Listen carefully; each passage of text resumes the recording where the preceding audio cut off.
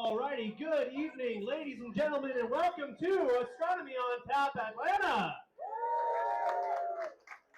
Thank you so much for joining us tonight. Finally, the weather is good, so please stay tuned for after the talk. But we will train that on something. I mean, the moon is low and so is Venus. We'll find something, but the sky is clear, so that will be on, and we will be looking at something. But in the meantime, please let me welcome Georgia State University Astrophysics PhD candidate, Zachary Way.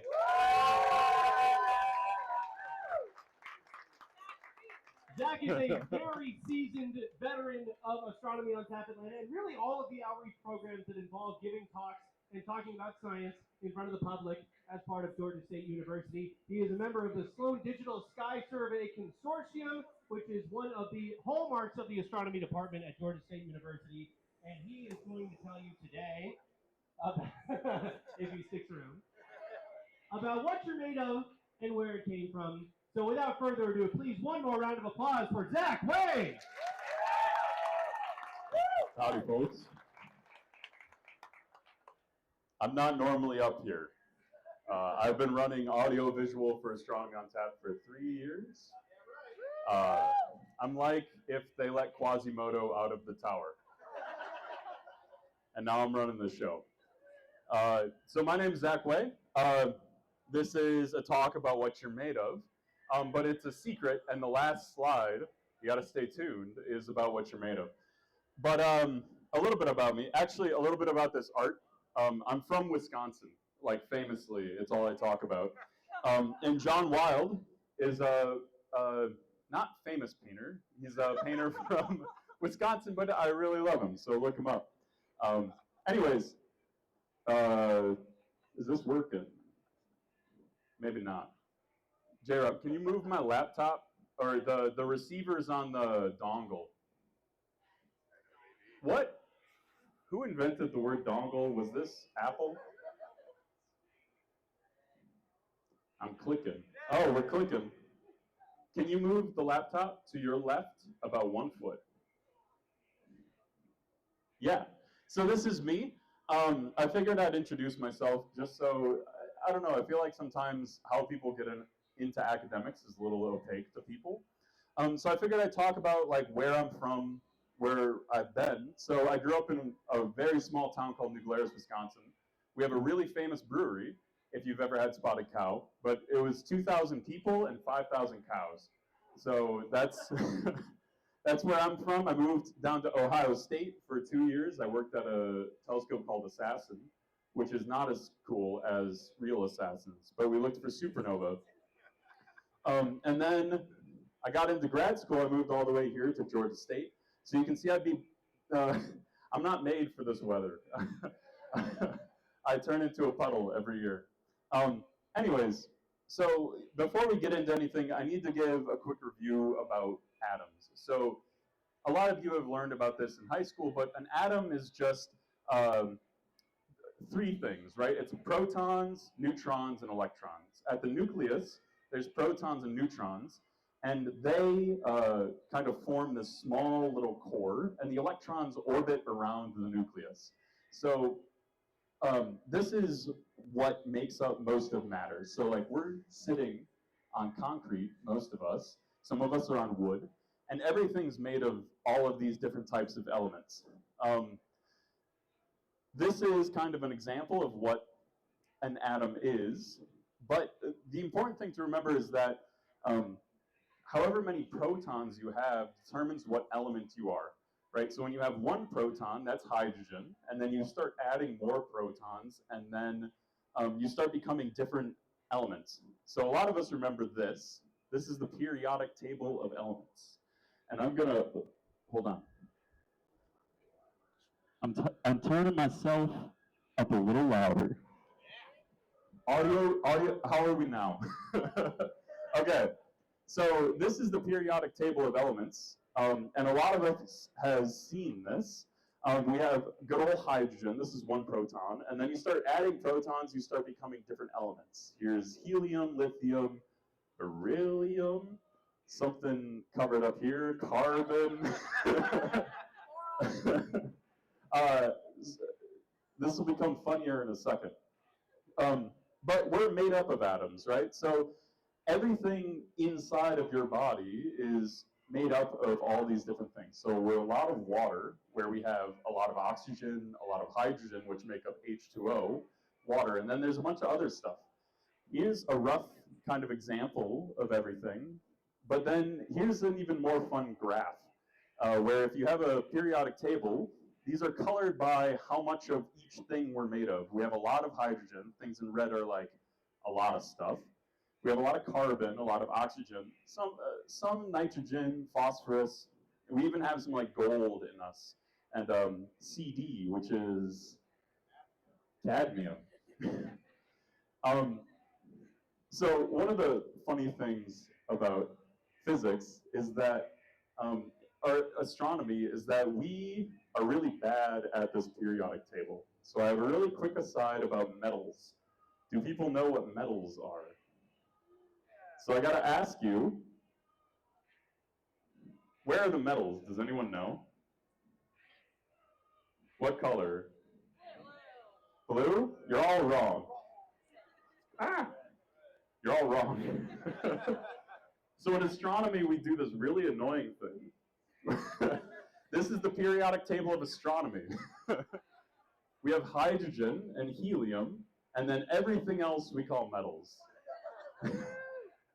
This is because some old people in the 1800s decided everything is metals in astronomy. We have no good reason for this, but you'll hear me say a lot of things called like metallicity, or how much metals are in a star. And I'm not referring to like things you're normally like associate with metal, like mercury, iron, copper. When I talk about metals, I'm unfortunately talking about everything else that's not hydrogen and helium. And this is because 99% of matter in the universe is just hydrogen and helium. At the beginning of the universe, we had the Big Bang, and then the Big Bang just made hydrogen and helium. Even the sun is, what are the numbers? It's like 97% hydrogen, 2% helium, and then a little bit of metals, everything else. So this is why in astronomy we refer to all these things as one group. But in reality, when you look at the periodic table, all of these things come from different astrophysical processes, right? We have 7% hydrogen, a little bit of helium, but all these other things come from other things that happen in the universe, right? Carbon wasn't made in the Big Bang, so it had to come about somehow, right? We're mostly carbon and oxygen. So where did this come from? This plot, what it's showing you, is from a collaborator of mine, Jennifer Johnson at Ohio State, where all of these colors correspond to different things in the universe that happened in the last 13.6 billion years, which is the history of the universe.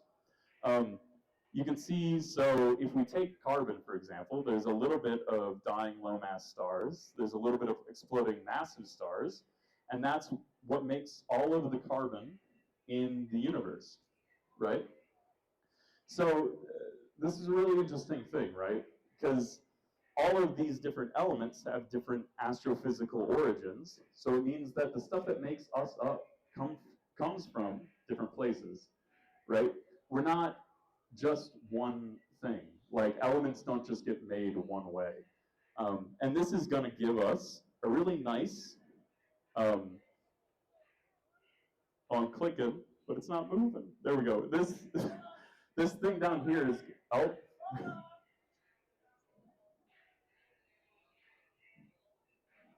This is going to give us a really nice framing for my talk, where I only have 3 slides.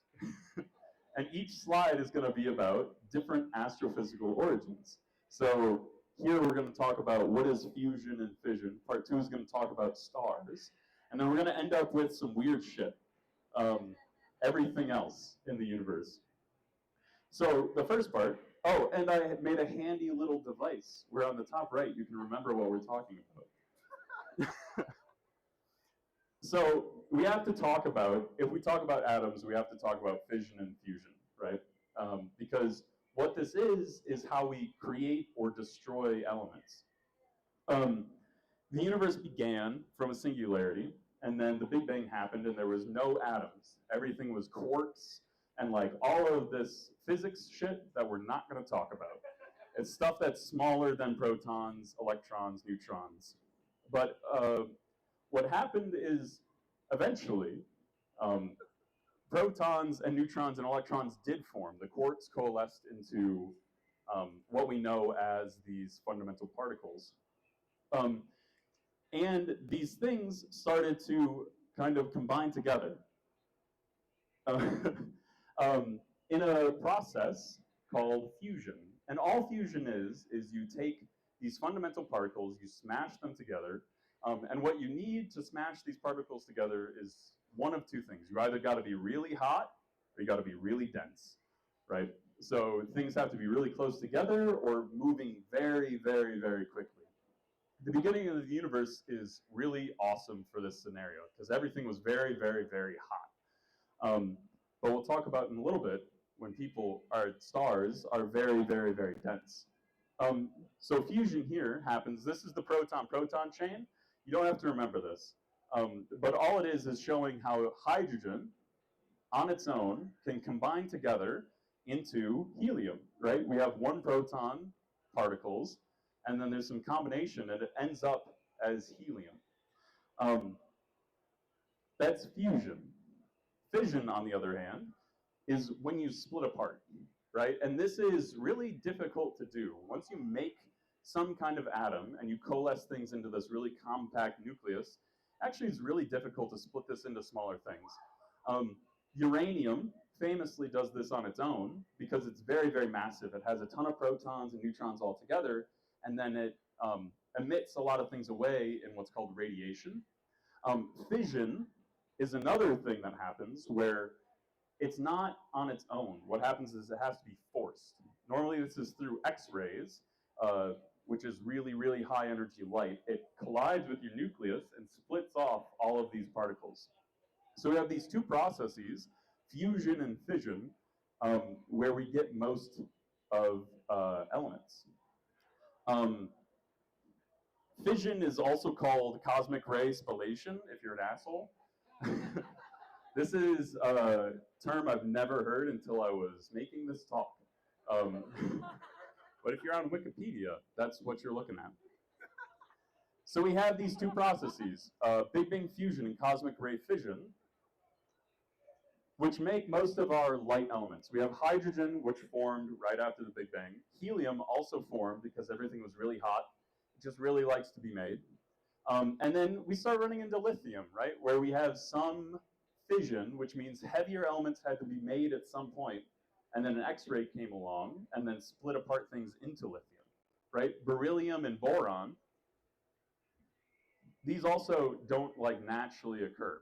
What happened is there was some atom in space, an X-ray came along, knocked into your nucleus, and made these smaller kind of lighter elements. So we've covered 5, and we have 94 to go. So, I'm clicking.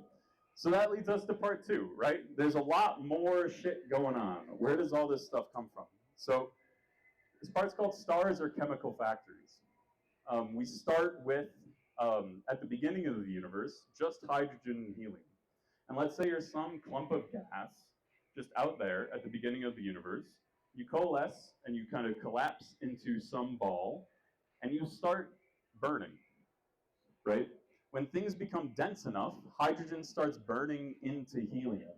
You're so close and you're so hot that the protons start getting forced together to create helium. This is what powers our sun, and what's ruining the display here is that at the core of the sun, all of this hydrogen is fusing into helium, where you have protons getting turned into helium. This emits way more energy than you would think, right? It's only like 7% of like the mass of these things.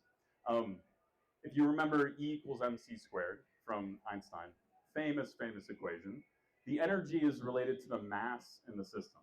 And when you take protons and create helium, you lose mass. You lose about 7% of your mass because of physics, which we're not going to talk about.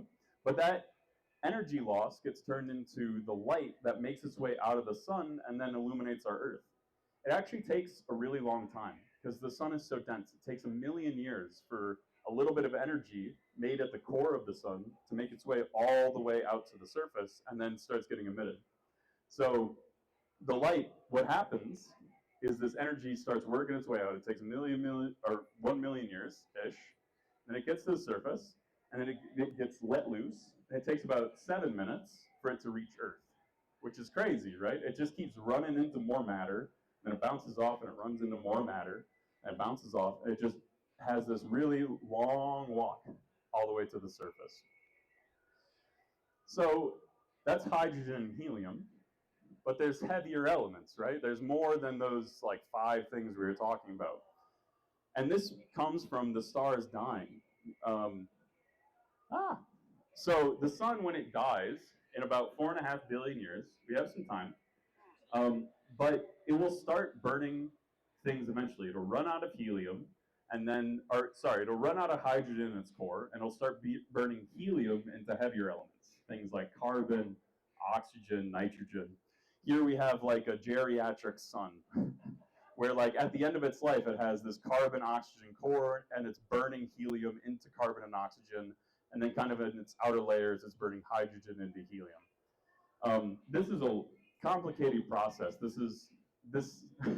Studying the end of lives of these things takes like really long time to learn. But really all you need to remember from this is that stars like our sun, which we call low mass stars, they get to carbon and oxygen, and they just keep burning things into carbon and oxygen, but they don't really get much past that because they start blowing off all their outer layers in a planetary nebula. So you get so hot in the core, you start doing this. Ooh. This is a planetary nebula. It has nothing to do with planets. Astronomers like to do this, where we name things that aren't real, like the metals. But this is 2 images of the Ring Nebula. Down here we have the Hubble Space Telescope image, and here we have the James Webb Space Telescope image. And they track kind of different things. You can see the Hubble Space Telescope shows you all of this kind of hot gas. This is coming out. And JWST was made 30 years later, so it's way better.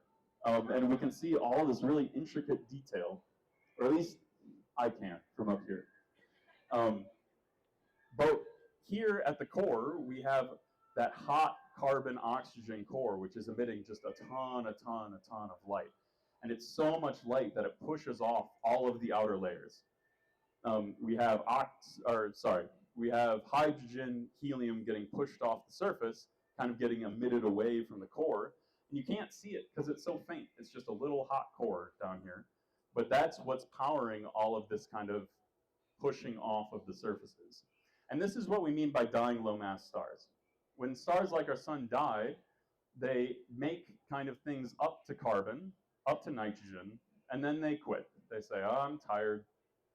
I burned all I can. I'm just going to spit all this off into the rest of the universe and then leave behind a white dwarf. And the white dwarf is the core. So 2 things important to remember about dying low-mass stars. They spit out things up to oxygen, and they leave behind a white dwarf. And the white dwarf is just that core, which is hot and just kind of cools over time. And it'll never do anything else. Maybe. High-mass stars, on the other hand, stars higher than 8 times the mass of our sun, these live so fast. They die very, very, very quickly. It kind of works the opposite of what you would think. Like bigger stars, you'd be like, they last longer. But the thing is, they burn through their fuel so fast because at the core, there's so much density, there's so much pressure that they start burning things. They go all the way past oxygen. They burn silicon into iron. And then they start just burning. And then they can't keep things up because there's a big limit. There's the iron limit. We call this the star killer because because iron is the like perfect atom. If you remember the nucleus of our atoms, you have protons and neutrons. And if you get more massive than that, if you keep adding on protons, you become unstable, right? This is the whole uranium problem, where like it's so massive in its core that it starts spitting out all of these protons and neutrons and radiation. But iron is so stable that this is the most like it's the maximally stable element in the universe. Um, so it becomes no longer like energetically active to burn things into heavier elements. This is our big limit. So we run into a problem, right? We have iron at the core. We keep burning silicon into iron, oxygen into iron, and that core just becomes denser and denser and denser and denser, and we run into some big catastrophic event. We explode. So the cores of these high mass stars, they collapse into what's called a neutron star, and all those outer layers, they fall in and collapse onto the bottom of it, and they explode out. This is a big thing called a supernova. Um, if you've heard of supernova before, it's not an explosion like the animation that I picked, but it's an implosion. The core collapses, all these layers bounce off and explode out into the universe. And these are very energetic events, right? So this looks a lot like the planetary nebula, but what this is actually a supernova remnant. And we can tell by the amount of energy that's being processed here, right? Instead of kind of the slow dying process of pushing off your outer layers, these layers of the star were shocked um, out into the universe. So you have that implosion, all the gas bounces off, and you have a ton of light passing through these things. And you get these really beautiful supernova remnants. This is Cassiopeia A, which is in the south. You can't see it from here. You need to be in Chile or South Africa or Australia or somewhere down below the hemisphere. But this is a really beautiful example. And here you can kind of tell the difference between the planetary nebula. Can I go back? Maybe not. You can tell the difference between the planetary nebula, where everything's kind of ordered, everything's getting pushed off kind of regularly in a sphere. The supernova is crazy, right? You see all of these different designs and all of these different pieces of gas getting pushed off super quick. Here again, we have the Hubble Space Telescope image of this object, and then the James Webb Space Telescope object. And this is a completely different form of dying and makes completely different things on the periodic table. If we go here, we can see the differences, right? So the dying low mass stars, we get a lot of this lithium, carbon, nitrogen. We start getting these heavier elements too. This is elements created through what's called a slow process, which we're going to leave as a bonus slide. If you want to learn about the slow process and the rapid process. Basically, this is just a difference in particle physics, where in the dying low mass stars, everything happens slow enough that you start radiating away all your neutrons. But the rapid process, the supernova, you're getting so much light so quickly that you start forming these heavier elements. You can see we get like, oh man, strontium, yttrium. But the more rapid process forms these heavier elements where you get kind of, oh man, I don't know these. Gold? I think that's gold. Silver. Fuck. That's the only one I know. Can you tell I call these metals mostly? So this is, by the way, I just turned around and saw Russell, who taught me most of this. So now I'm nervous. So this is the difference between these yellow and orange pieces, where through the slow process, through the planetary nebula, we're getting a lot of different elements, which are different chemical signatures than this fast process, which is the supernova, which are the dying high mass stars. But, oh no, I've been lying. The exploding low mass stars are green. Sorry. So you can really see the difference in mass, right? Where these things are light and they're exploding massive stars, and then you get the low mass stars, which are yellow, and these are completely different objects. But we have all of these strange elements, right? We have these other kind of mystical things, the merging neutron stars and the dying and the exploding white dwarfs, right? This is where we start getting into parts unknown, because we kind of know stars, but we got to talk about heavy metal. Heavy metals come from a lot of different things. We were talking about iron, where it's about as good as it gets, right? This is the perfect atom. Nothing can, we can't go past this. Heavier things are just too hard to make, and you need weird, kind of intense, exotic events to make them. But luckily, in the universe, we have those exotic events. Here we run into a kind of open question in astronomy, right? Because one star is easy, right? We have kind of a vision of what happens with stars. We have some cloud of gas, it forms into protostars, we either become a low mass star or we become a massive star, and these massive stars explode, the low mass stars kind of go planetary nebula, and then there's more physics that goes on over here. We have a whole thing, though, where most stars are not single stars. Most stars are not like our sun, where they're alone. They form in binary stars. And when you go to binary systems, this becomes a lot more annoying and a lot larger. So here, we're not going to go through this totally. But this shows like all of the exotic things that happens when you have two stars forming together. You can have some massive star and a low mass star companion, and then you create these things. You have two low mass stars that create these. You can go down here and create other stuff.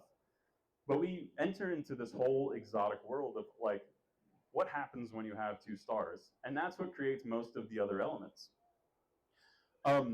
There's another type of supernova called a type 1a. And all this is those cores of white dwarfs where we said, oh, they just kind of are alone, they cool off, and then they go away forever. That's true if they're alone. But if you have another star around them and you just keep dumping matter onto that carbon-oxygen core, you just keep going and going and going and going and going, you reach a thing called the Chandrasekhar limit, which is the most amount of mass that a white dwarf can have before it just explodes. You get past a thing called the electron degeneracy pressure, but that's physics. We're doing astronomy.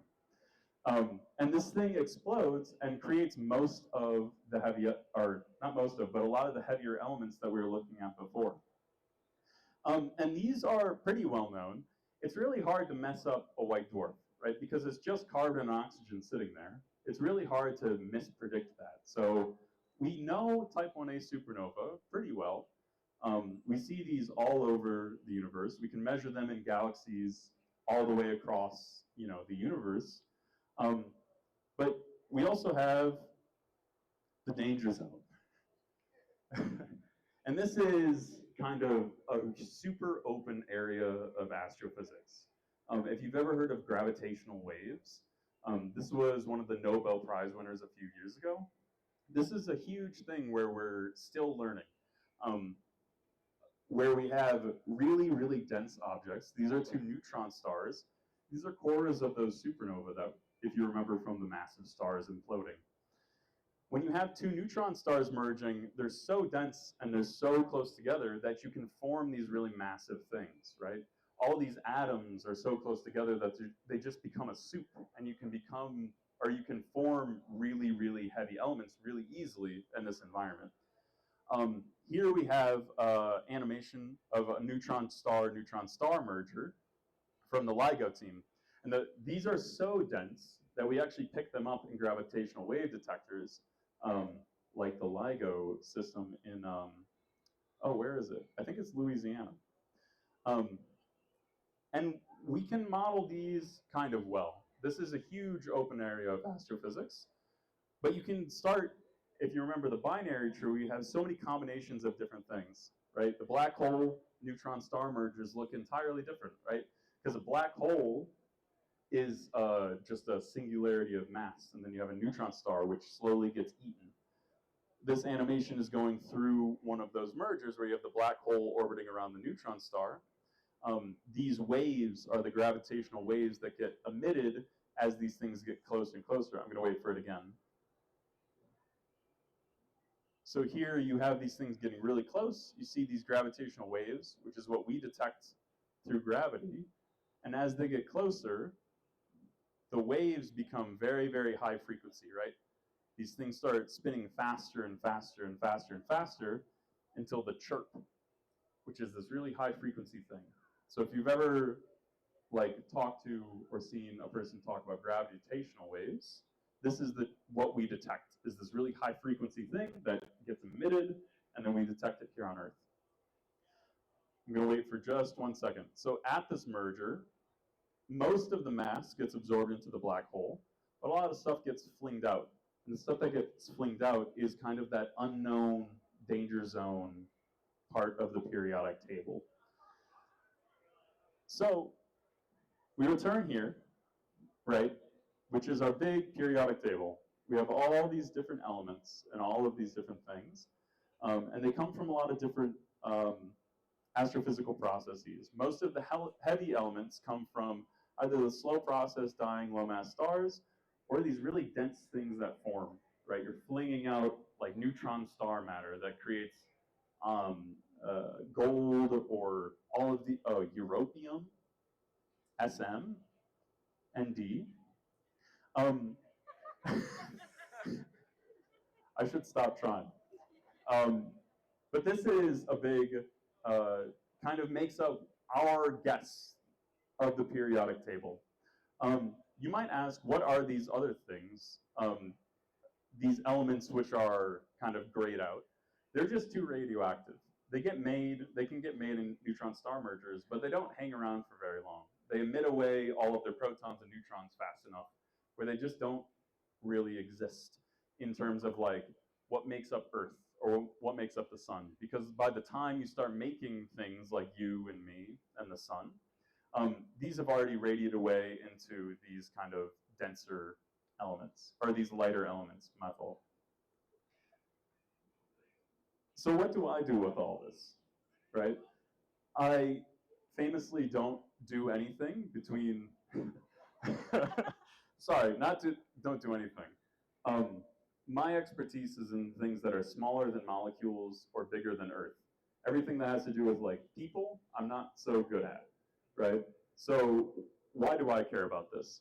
There's a huge area of astronomy called galactic archaeology, which is the study of where do these elements come from, right? We have this big idea, that periodic table that you were seeing is kind of what I work in, is how do these elements come around, where do they exist in the Milky Way, and how do they get made? And something really fun is that you can do this throughout the Milky Way. Here we have a chemical map of the Milky Way from the Sloan Digital Sky Survey. This is an image of the Milky Way as seen from us. And each of these points is a star that we've measured data from, and we try to guess, or not guess, but measure what elements make them up. When we zoom out, we can see all of these kind of pencil things sticking away. At the center here is where the sun is, and this is just because we only look in pencil beams, right? When you point the telescope, you're only looking in like one direction. And this is the map of SDSS as of DR19, our latest data release, second latest data release. And they get colored by the amount of metals in them. So these blue dots have less metals. They're more just hydrogen and helium. They have less iron and other stuff in them. And the red ones have a ton of heavier elements in them. They have things, carbon, nitrogen, oxygen. They've been what we call enriched, right? Stars have lived and died and created all of these elements, and then the stars that form after that have those elements in them. And this becomes a whole game of cartography. We're just map making, right? Throughout the Milky Way, we have these stars, and they're either kind of out in the outer halo, or they're in here in this disk in the spiral arms. Some of them are in kind of the core, what we call the galactic bulge. But you can see trends. Things that are closer to the sun tend to be more metal enriched, things in the disk, and then the things further out tend to be more metal poor. And this is a trend we see all over the Milky Way, right? Things that form kind of further out tend to have fewer metals. They also tend to be older, because there's been not enough time for them to live and die before these things get spat out back into the Milky Way itself. That's the end of the animation.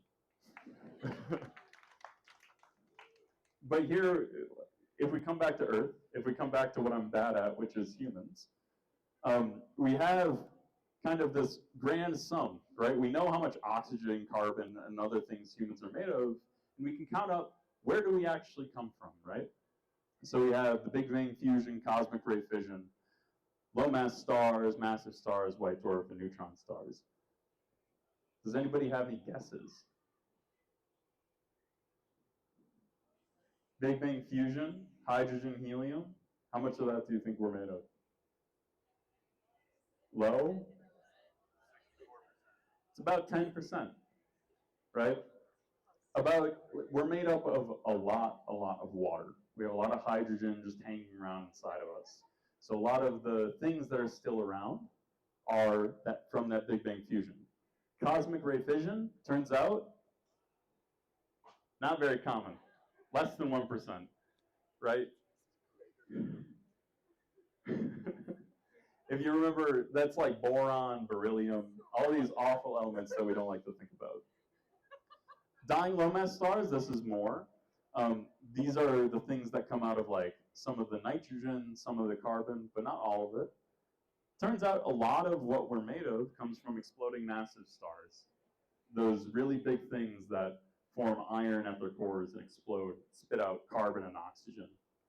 The exploding white dwarfs make up about another 1%. This tends to be like these weird things, phosphorus or like potassium down here. Merging neutron stars, it's inside you, but it's not a lot. It's less than 1%. It's important, we need those heavy metals, but they're not a lot of things by mass. But that concludes the big talk. So thank you for coming.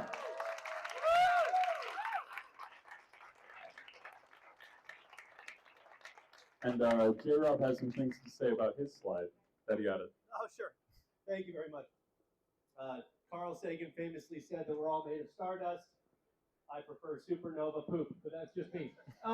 If you want to know where Astronomy on Tap Atlanta will be at any time in the future, you can scan those two QR codes. One will take you to our website, the other to our Instagram account, where we have all the nice pictures that Three Taverns creates for us. You'll know where we will be and what location we'll be at. And the bottom QR code is if you're feeling very generous.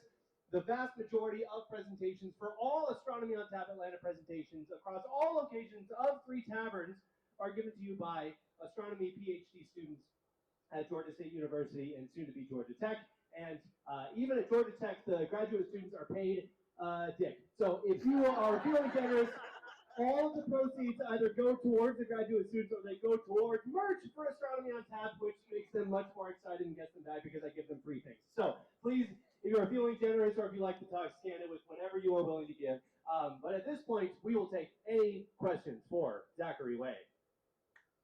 Justin, can I ask a question? Yeah, you go ahead. I have a question for you guys, which I've been doing this for a while. How did you guys hear about us? If you heard about us through Instagram, can you raise your hand? Hey. God damn. Is this like through our Instagram page or through, okay, through Astronomy on Tap Atlanta? Are there other like astronomy or? What about Nick Bauer? Nick Bauer. Who heard it from Nick Bauer? Nice. Is that the guy from 20? Is that the name of the guy from 24? That's my name. That's oh. He knows me as my full name. Yeah, I'll give him that. It's Nicola. Are there any other Instagram accounts?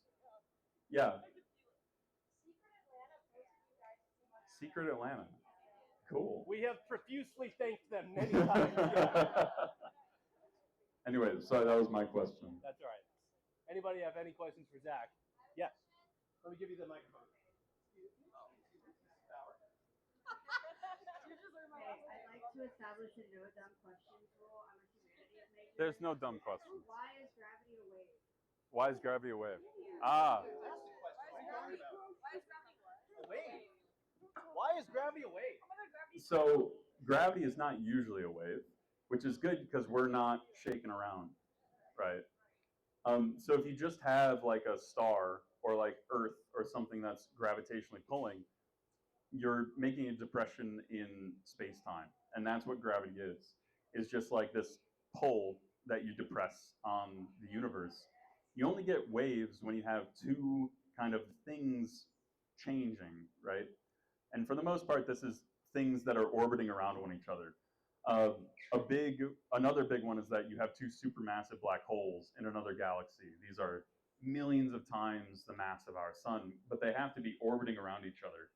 Because both of them are changing space-time, they're both tugging and they're orbiting around one another, that's what makes the wave.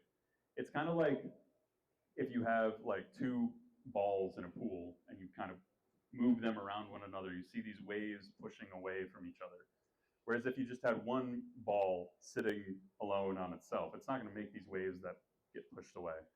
So that's the big reason is we have waves, is you need two massive things interacting with one another.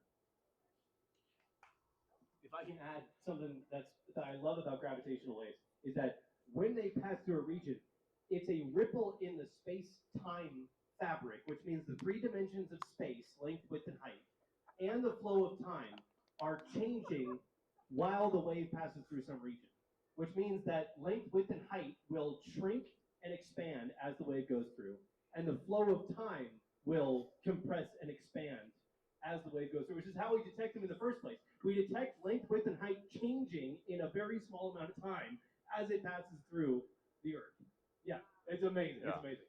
That has to do with like when people are. I'm sorry, I sound so stupid right now. But like, There's no. no- A few years, okay. But like when someone's Me like, too. time flies when you're having fun, and it's Einstein's like theory of like gravitational waves. Like time moves faster. Time does So- wait.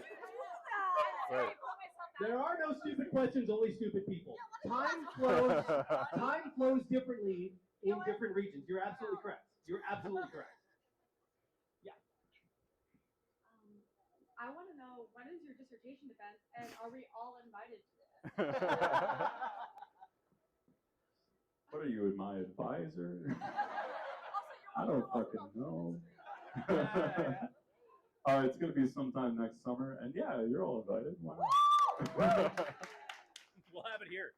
Well, yeah, let's do it here. He's gonna love that. Okay, I have two questions. One is, you mentioned double stars. Are there like triple or quadruple stars? Nah, yeah. And like, do they also have an insane chart? Yeah. Is that, did you have another? I do have another question. This is like a standard question that I ask to all like astrophysics people because it's just, I don't understand it. It's like, they say that the universe is expanding, and like, what is it expanding into? Okay.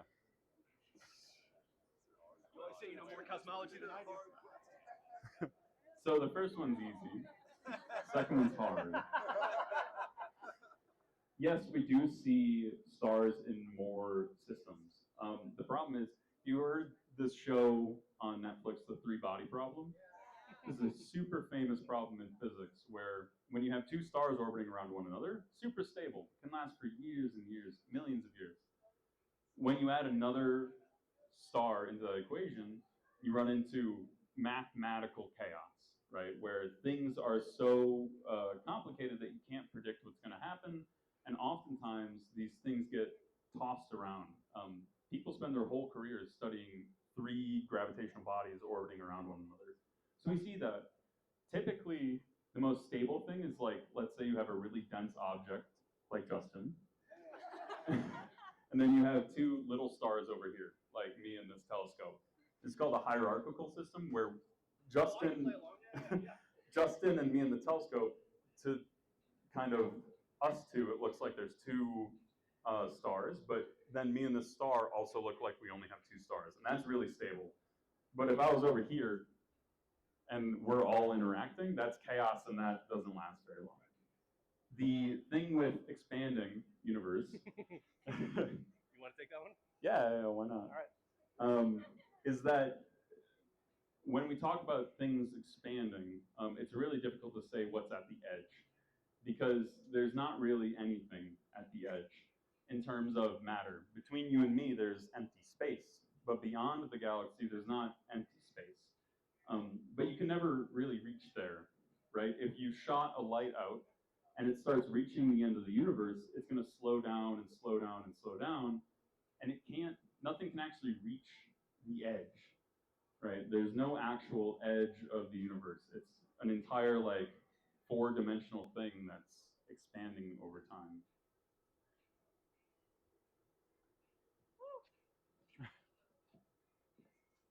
All right.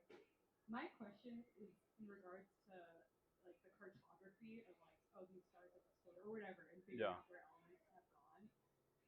Have there been any attempts at applying that to something? Being like, well, if all these elements are here, maybe this is where life.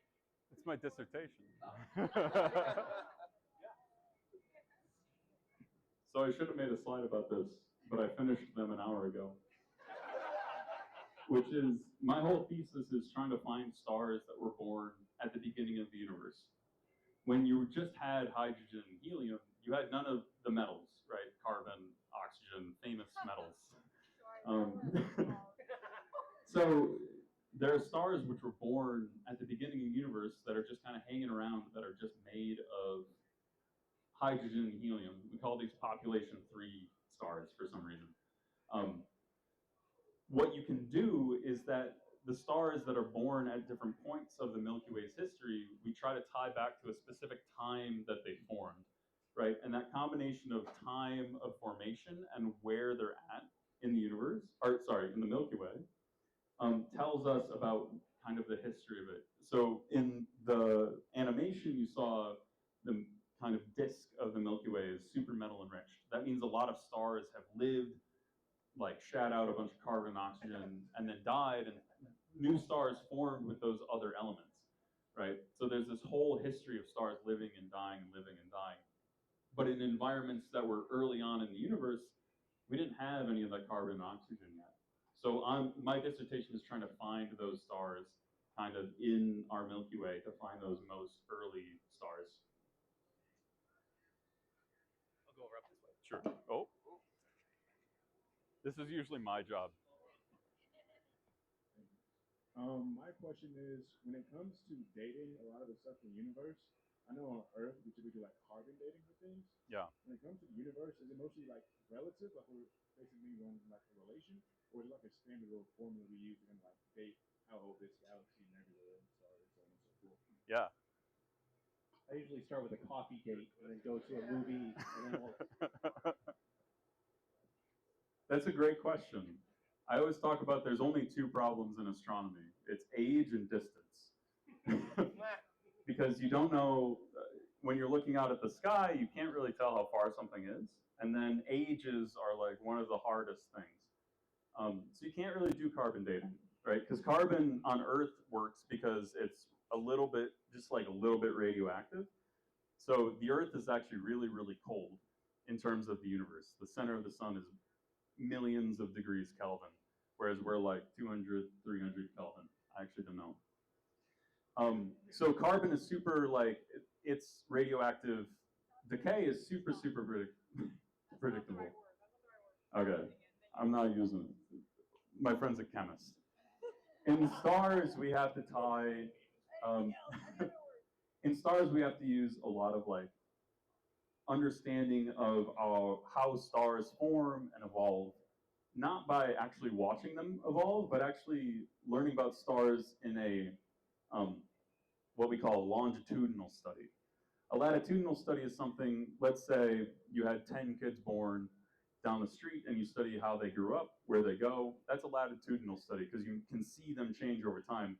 Stars change on the orders of like millions of years. So we have to like find all of these different things and build together the lifetimes of stars from that. And that's kind of how we figure out the time of things. Is there a question up in the corner?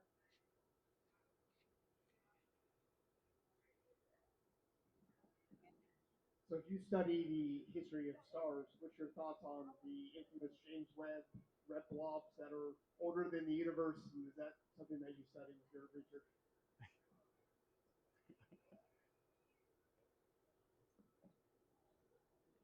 Is it something I study? No, but I'll take any opportunity to bullshit. So these are the little red dots, I think, which are in James Webb. It's taking images of things in the universe. And this really surprising thing is that these little red dots are popping up everywhere. And these things have to be super, super, super far away. They have to be being formed at the beginning of the universe. This is another super unknown part of astronomy. There's like a paper written every day about what these things could be. I've seen things from like, oh, it's a black hole star, or like it's a really early supermassive black hole. That's about as much as I know. It's not something I study because it's too far. I like things that are like right there, just a few million light years away instead of a billion. If I could add just one thing to that, any article that you read that says James Webb or or Jimmy, as we call him, Jimmy just broke physics. No, he didn't break physics. He didn't. He found new things, and now we have to tailor our theories, which have existed for decades, to now account for the new data that we have been detecting that we haven't been able to detect before. So they're extremely interesting objects. It's just some of these fanatical articles are looking for clicks more than accurate information. So they are very interesting, and they're getting lots of funding right now to try and figure out what they are. But we are. It's not breaking anything. It's something to be absorbed into the updated theory that we have of the universe once we understand what they are. Yeah. Let's do one or two more questions. Are there any out there? Yes. Just throw it. Just throw it. Sorry. We got another. Yeah, you talked about the massive stars or the high density stars, and you said they die very quickly. Yeah. But I know we're dealing like on a very different timetable, so I was wondering how quickly, and like, is that happening often or not? I'm not gonna fall. I won't fall. There we go. That's a really good question. We call these like the live fast, die young stars. It takes about 10 million years, which on ours, I mean, our sun's gonna live 9 billion, which is way, way, way longer. We see them die quite often, actually, but mostly in other galaxies. When I was working at Assassin, which I talked about at the beginning, this is a supernova survey where you're just scanning the whole sky every night looking for things to get brighter. And we would find like a supernova every week, but in another galaxy. And often these are type 1a, those white dwarfs exploding, or actually more common is these massive stars kind of imploding and dying. We've seen one, like real-time type 2, exploding massive stars we call type 2, and the white dwarfs we call type 1a, because again, our naming schemes are fucked. But we see type 2, we've seen one type 2 supernova in our galaxy, in the Milky Way, in 1987. This is a really, really famous thing where a supernova happened just down the road from us, over in, like, I don't even know, on our side of the Milky Way even. And we look at its like supernova kind of explosions, everything. Current estimates are like they should happen about once every 50 years in the Milky Way. We're kind of like due for one soon, but that's not how random chance works. So it could be another 1,000 years. But shout out to the Vera Rubin Observatory that is in Chile. Yeah. Yes. Paranal. That has the biggest camera that humans have ever made slapped onto it, and its entire job with the legacy survey of space and time is to make a movie of the southern sky for an entire year? 10 years. 10 years. Excuse me, what's the factor of 10 among friends? 10 years. Which means those quick, transient, because a supernova blast, we can only detect with light from how far we are away for anywhere from like 1 week to 4 weeks. That telescope and that survey is going to find more supernovae in the time that it observes than any amount of supernovae that we've detected ever. So we are about to detect the most supernovae that we've ever detected. Who's got the last question? You, sir.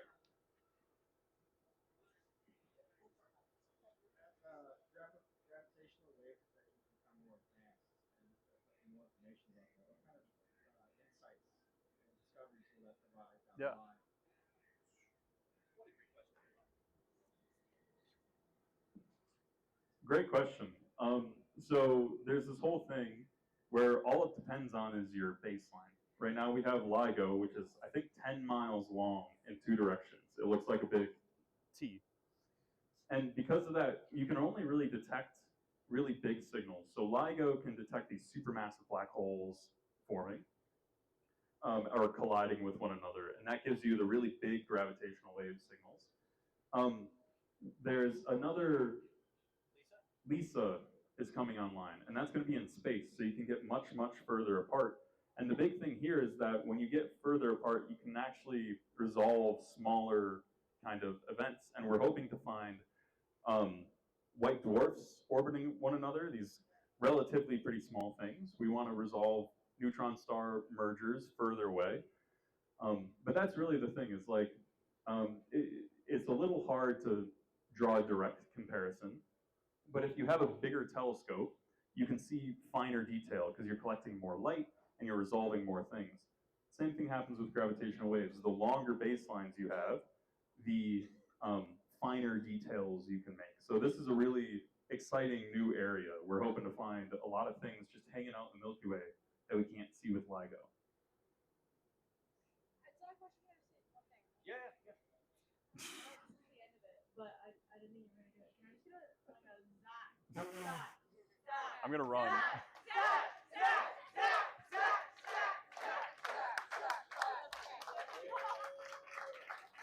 And with that, thank you everybody so much for coming. I'm around for questions. We're going to have at least one, if not 2, Astronomy on Tap Atlanta events happening in August. Please make sure to follow our website or our Instagram so that you know for sure where we will be. Give us just a minute for the sky to get a tiny bit darker, and we'll probably find something with the telescope. But in the meantime, get some more beer. Thank you everybody so much. I'll be around if you want to ask more questions. J-Rob has to give me another beer though. Yeah.